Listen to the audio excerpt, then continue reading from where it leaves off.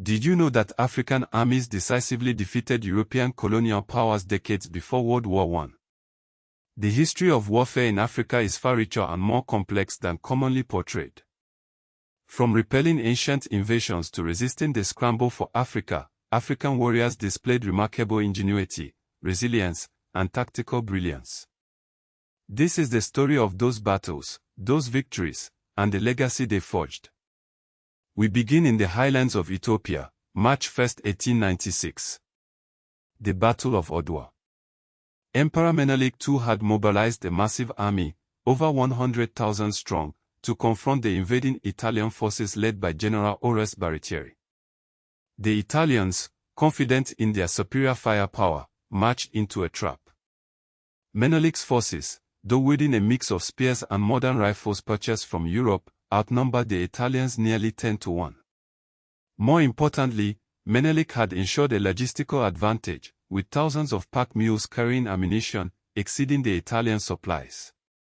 The battle was a resounding victory for Ethiopia. The Ethiopian army inflicted devastating casualties, effectively ending Italy's colonial ambitions in the region. Adwa became a symbol of African resistance, inspiring Pan-African movement and solidifying Ethiopia's independence.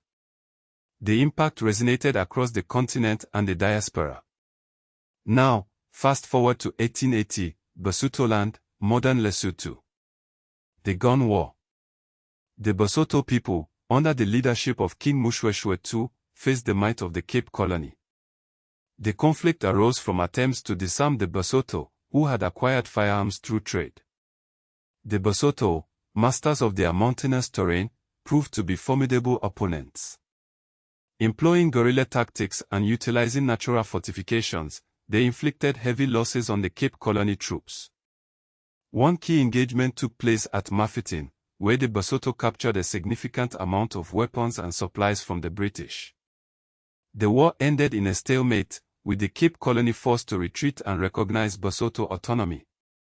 The Basotho not only preserved their independence, but also significantly strengthened their arsenal with captured British rifles. Let us journey to South Africa, January 22, 1879. The Battle of Isandlwana. This was a stunning Zulu victory against the British Empire. 20,000 Zulu warriors, under the command of Nshimweyo Komoho Khoza, overwhelmed the British force of nearly 1,800 soldiers. The Zulus employed their classic buffalo horns formation, encircling and decimating the British. The British suffered heavy casualties, losing over 1,000 men and a significant amount of weaponry. The victory at Isandlwana sent shockwaves through the British Empire, exposing the vulnerability of its forces against determined African resistance. However, the victory was short-lived.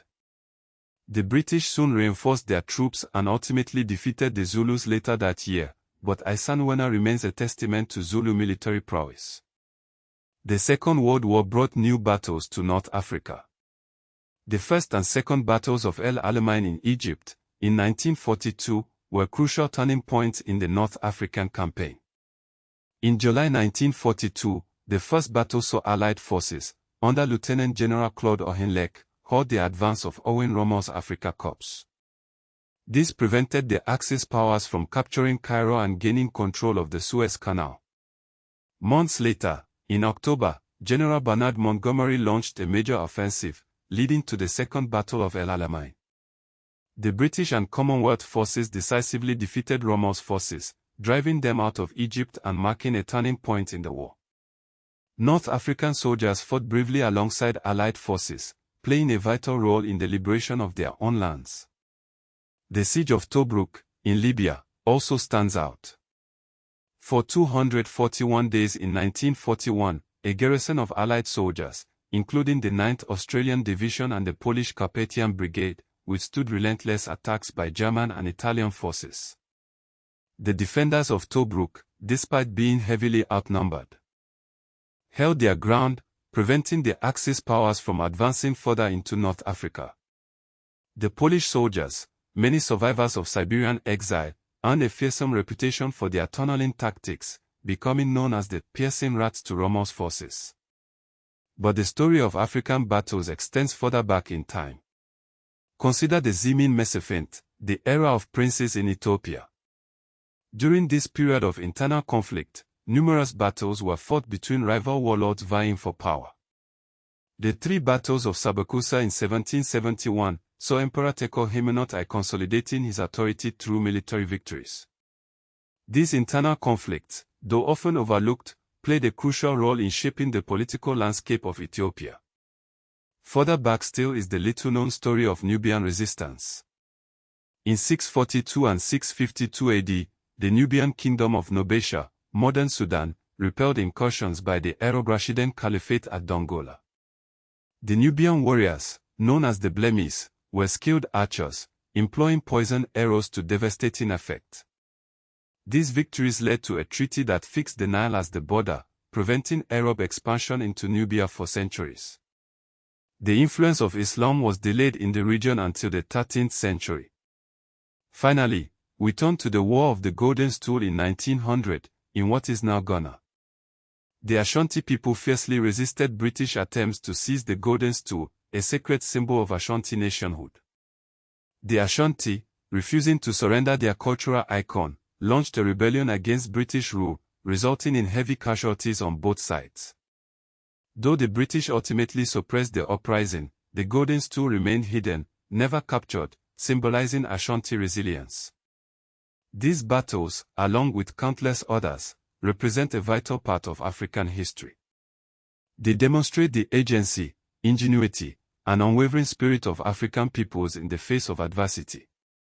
From the victory at Adwa to the resistance at El Alamein, these stories deserve to be told and remembered. The legacy of these battles continues to resonate today, shaping national identities and inspiring future generations. These conflicts shaped borders, influenced military doctrines, and fueled movements for independence. They provide a counter-narrative to the often one-sided portrayal of African history, highlighting the continent's rich military heritage. Why do you think these battles are so often overlooked in mainstream historical narratives?